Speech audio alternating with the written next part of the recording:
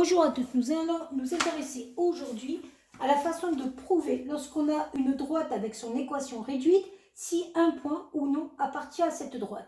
Je rappelle qu'un point M de coordonnées x, y appartient à la droite D si seulement si ces coordonnées vérifient l'équation de la droite. Donc on n'oublie pas que la première coordonnée d'un point, ici par exemple pour le point A, c'est toujours l'abscisse puis la deuxième coordonnée l'ordonnée. Je vais donc remplacer dans l'équation de la droite, y égale 2x moins 3, la valeur de y par y du point A. Donc, on vérifie si 1 est égal 2 fois x, donc 2 fois 2, moins 3. Ici, lorsqu'on a remplacé les coordonnées du point A dans l'équation de la droite, on se rend compte que 1 est bien égal à 4 moins 3, c'est-à-dire 1. On a bien le point A qui appartient à la droite D. Si je prends le point B, pour le point B, son abscisse petit x fait 1, son ordonnée petit y fait 0.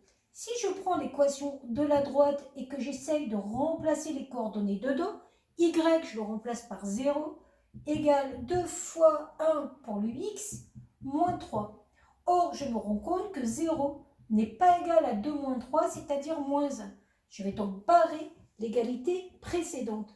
On voit que cette égalité n'est pas vérifiée, donc le point B n'appartient pas à la droite D.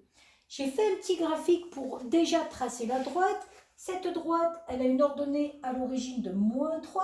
Ça veut dire que sur l'axe à l'ordonnée, je me place en moins 3 ici et la droite passera par ce point. Elle a un coefficient directeur de 1. Ça veut dire que si je me déplace de 1 sur l'axe des abscisses, je remonte de 2 fois plus, c'est-à-dire de 2, j'ai un deuxième point. On peut voir facilement que le point de coordonnées 2, 1 semble bien sur la droite. On l'a prouvé par le calcul.